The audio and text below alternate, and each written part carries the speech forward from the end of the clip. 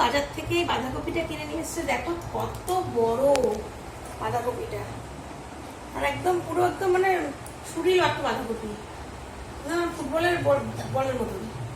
তো বাঁধাকপিটা কেটে রাখি, তাহলে রান্না করতে সুবিধা হবে।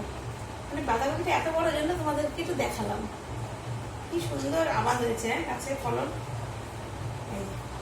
মানে এক হাতে ধরতে কষ্ট হচ্ছে, এতটা ওয়েট বাঁধাকপিটা। Good morning, welcome back to my channel. সকালে কিন্তু আজকে রান্নাঘর দিয়ে আবার শুরু হলো। তো এই যে আমি সকালে উঠে আগে ফার্স্ট আমি ছাদে গিয়ে হাঁটাহাঁটি করেছি।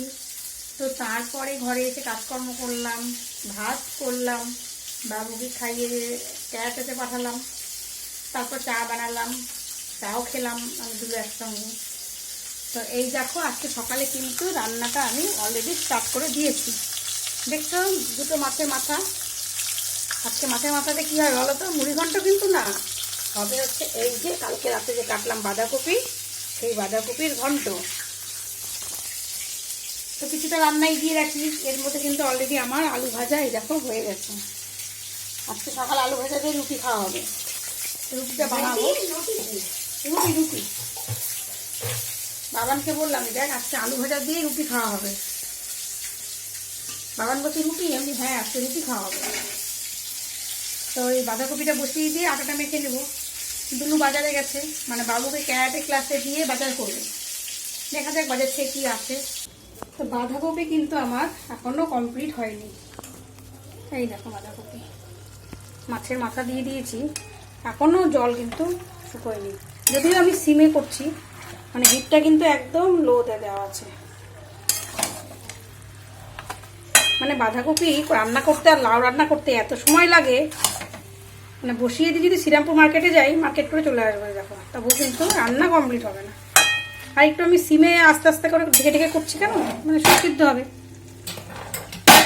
আর এইদিকে দেখো আমার রুটিও কিন্তু কমপ্লিট হয়ে গেছে। এই দেখো আমি এবার না রুটি ধুয়ে খাই, সব রুটিগুলো করে ধুয়ে দিয়েছি, মেলে দিয়েছি। আর এইদিকে কিন্তু দেখো আমি আলু কেটে নিয়েছি, এখানে পেঁয়াজ ছাড়িয়ে দিয়েছি, রসুন ছাড়িয়ে দিয়েছি। আর আজকে বাজার থেকে নিয়ে এসছে মাটন। এই দেখো মটনটা কিন্তু ভালো এনেছে। মটন রান্না করব। আরেকটা জিনিস এনেছে, আগে হাতটা ধুই। এদিকে আমি রসুন ওই আদাগুলো ছুলে রাখলাম, এবার এটা মিক্সিতে পেস্ট করব। আর এনেছে এই দেখো আনারস, আনারসটাও মিক্সিতে পেস্ট করে নিয়ে আমরা একটা চাটনি বানাবো আজকে। আনারসটা কিন্তু দুলু কেটে দিল। এই আমরা যে আমার আনারস কাটার সময় নেই, তুমি একটু কেটে দাও। তাই কেটে দিয়েছে, এগুলো মিক্সিতে পেস্ট করলে ভালো হয়ে যাবে, কোনো অসুবিধা নেই। ছোটো বড়ো সব রকম কেটেছে, ছেলে মানুষের কাটা তো ভালোই কেটেছে। যা করে দিয়েছে, যেটুকুনি করে দিয়েছে সেটাই বিশাল। এই যে গাছটা দেখছো না তোমরা, এটা কিন্তু বসিয়ে দিলে কিন্তু গাছ হয়ে যাবে, কিন্তু বসানোর জায়গা নেই। এই যে বাবু ক্যারাটেতে চলে এসছে। ক্যারাটেতে গেলে এই যে বাবুর এই যে ক্যারাটের ড্রেস দেখো পড়েছে। বাবানের এটা প্লেট, এই যে দুলু বসেছে খেতে। আর এই যে আমার খাবার শুকিয়ে রেখেছিলাম, এই লঙ্কাটা একটু ছিঁড়ের মধ্যে দিয়ে দিলাম। আর ফোড়নে একটু দেবো কালো সর্ষে।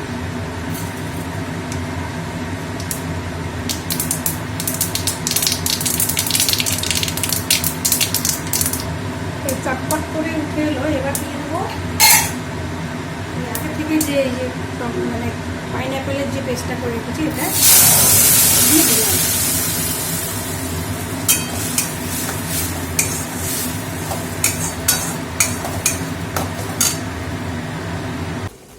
সাদা থাকলে দেখতে ভালো লাগে না, রঙের জন্য সামান্য একটু হলুদ গুঁড়ো দেব।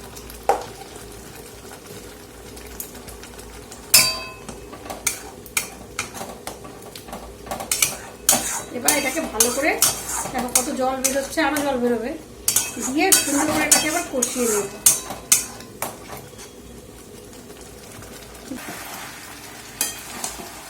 প্রায় কিন্তু মাংসটাকে কষিয়ে নিয়ে তারপরে কিন্তু এটা প্রেসারে একটু সিটি দেই, তাহলে সুসিদ্ধটা ভালো হয়। এই যে সর্ষে, তারপর খাসির মাংস, এগুলো কিন্তু সব খাওয়া নিষেধ। মাঝখানে শরীর খারাপ হয়েছিল, তখন ব্লাড টেস্ট করেছিলাম, ব্লাড টেস্ট করে দেখা গেল অনেক কিছুতে প্রায় 12 রকম জিনিসই অ্যালার্জি বেরিয়েছে। তার মধ্যে এই যে সর্ষে দানা, সর্ষের তেল নিষেধ। তো এই জন্য এই দেখো এখানে সাদা তেল আর এটাতে সর্ষের তেল, মানে এটাতে মানে সব কিছু মিলিয়ে রান্না করি, ওরকম বাদ বিচার করলে খাওয়া হবে। আর গত বছর থেকে আমার একটু অর্শের সমস্যা দেখা দিয়েছে, সেজন্য ডাক্তার বলেছে আদা মানে খাসির মাংসটা একদম নিষেধ, তারপর আদা বাটা খাওয়া হবে না, এগুলোতে নাকি কনস্টিপেশন চলে আসে। খাই টুকটাক অল্প একটু একটু খাই, কিন্তু রান্না করি সব রকম ভাবে। রান্না করতে আমি খুব ভালোবাসি, আর রান্না করতে আমার খুব কিন্তু ভালোও লাগে। মানে অনেক কিছু, চিংড়ি মাছ, তারপরে ইলিশ মাছ, আপেল, আঙুর, সর্ষের দানা, সর্ষের তেল, এমনকি মাছের মধ্যে রুই মাছটাতেও অ্যালার্জি এসছে। খাবোটা কি? চিনিটা কিন্তু আস্তে আস্তে এবার জল ছাড়ছে, আর এর মধ্যে কিন্তু আমি একটু সামান্য পরিমাণে জলও কিন্তু দিয়ে দেবো।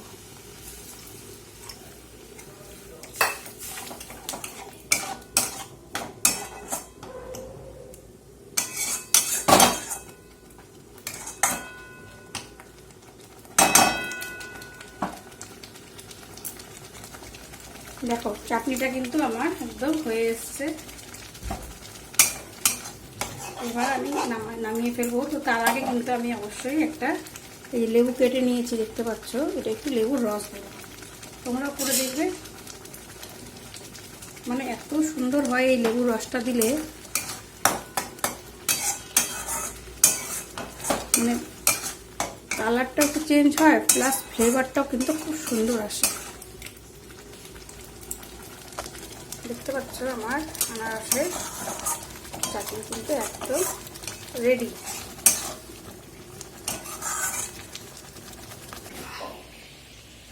এটা কিন্তু পুরো জলটা কিন্তু এই গরম হয়ে গেছে। এবার এই জলটা, এই দেখো মটন কিন্তু অয়েল রিলিজ হয়ে গেছে অলরেডি, মানে মটনটা কিন্তু আমার কষানো হয়ে গেছে। এবার প্রেসারে দিয়ে এটা সিটি দেবো। রান্না কিন্তু আমার হয়ে গেছে। আমি স্নান করে মানে প্রেসারে বসিয়ে দিয়ে স্নানে গেছিলাম, আর বাবা নিয়ে আজকে পুজো দিয়েছে। স্নান করে এই দেখো মাংসের রংটা শুধু তোমরা দেখো। একবার নেড়ে দিই। আর এবার গরম মশলাটা তখন দেওয়া হয়নি, এবার গরম মশলাটা ভেবেছিলাম আজকে গোটা গরম মশলা বেটে দেবো, কিন্তু আর টাইম নেই, 2টো বেজে গেছে। এখন ভাত দেবো। তো তার মধ্যে এই যে কী কী রান্না করে দেখাচ্ছি এবার। ঝরঝরে ভাত নেই, এই যে আলু ভাজা করেছিলাম সকালে, একটু আলু ভাজা এটা রয়েছে। আর এই যে মাছের মাথা দিয়ে ফাইনালি বাঁধাকপি কিন্তু আমার হয়ে গেছে। আর এটা হচ্ছে আনারসের চাটনি, ওইদিকে দেখলে মাংসটা, আর এই যে স্যালাড। তো এবার আমরা ভাত খাবো। আরেকটা কথা দাঁড়াও তোমার দেখাচ্ছি, দেখো সোনে পে সুহাগা বলে না, সেই চেয়ে আজকে আমার কিন্তু তাই হয়েছে। এই দেখো বাবার বাড়ি থেকে কিন্তু চিকেন পার্সেল হলো। হ্যাঁ, তো চিকেনটা পাবো জানতাম না, বাবাও ওদিকে চিকেন করেছে, চিকেন পাঠালো। তো দুলু প্রথমে বলেছিল আজকে মাটনটা নিয়ে এসে যে বাবা মাকে খেতে বলো। তা আমি বললাম বাবা মা তো খুব তাড়াতাড়ি ভাত খেয়ে নেয়, তো অত তাড়াতাড়ি কি হবে আমার 1:30টার মধ্যে, ওই জন্য বাবা মাকে কিছু বলিনি, আর জানাইও নি যে আজকে আমাদের সকালে বাজারে মাংস এসছে। তো বাবা মাকে ভেবেছি রাত্রে খেতে থাকবো। Good evening.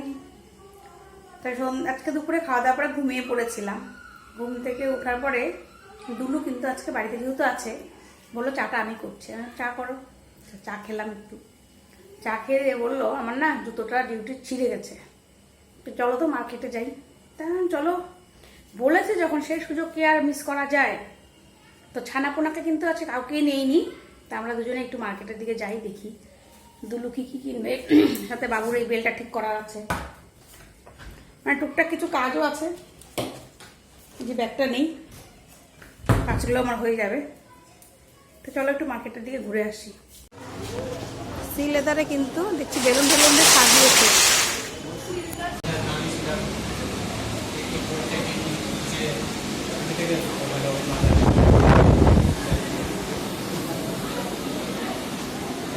সি লেদারটা কিন্তু নতুন করে সাজিয়েছে দেখছি।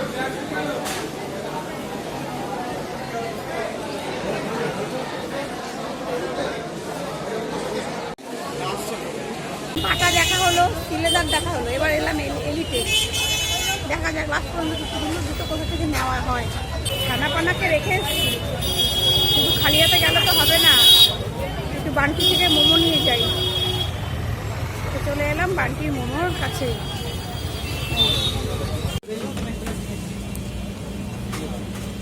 মা চলে এসছে, এই যে বাবু বসে টিভি দেখছে। তো এবেলা একটু পাঁপড় ভাজা করবো। দুলু কিন্তু এবার এই পাঁপড়টা নিয়ে এসছে, মশলা দেওয়া পাঁপড়টা ভালোই, খারাপ না, তবে খুব যে পাতলা তা নয়। গতবারে পাঁপড়টা বেশি ভালো ছিল। দেখছি পাঁপড় ভাজা করি, ছোটো ছোটো পাঁপড় তো, মাঝখানে একটা খণ্ড করে নিলেই হবে। রান্না তো সব করাই আছে।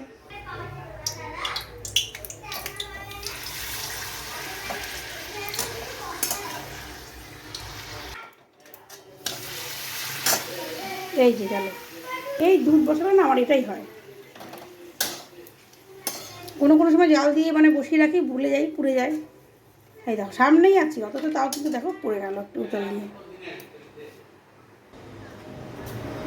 এই বাবা চলে এসছে, ইনসুলিন নিয়ে এসছো মায়ের?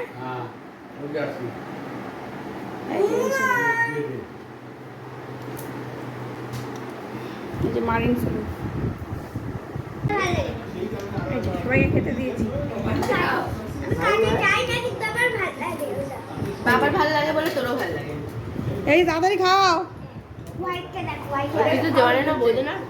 এই পাপড় ও মা, পাপড় নাও। হ্যাঁ না, ওই প্লেট রাখো।